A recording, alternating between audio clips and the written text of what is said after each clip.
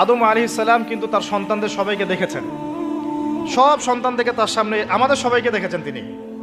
আপনি আপনি আপনি আমি সবাই, সবার মানে প্রতিবিম্ব এবং শেপ পিঁপড়ার আকৃতিতে আল্লাহ রাব্বুল আলামিন তার সামনে উপস্থাপন করেছিলেন, এবং এটা তিনি সবাইকে দেখেছেন। এবং একজনকে দেখে তার খুব পছন্দ হয়েছে, খুব ভালো লেগেছে, মিষ্টি, খুব ভালো লেগেছে, আকর্ষণীয়। জিজ্ঞাসা করেছেন, আল্লাহ আমার এই সন্তানের নাম কি? আল্লাহ পাক বলেছেন তার নাম দাউদ। তার হায়াত কত? আল্লাহ পাক বলছেন 60 বছর।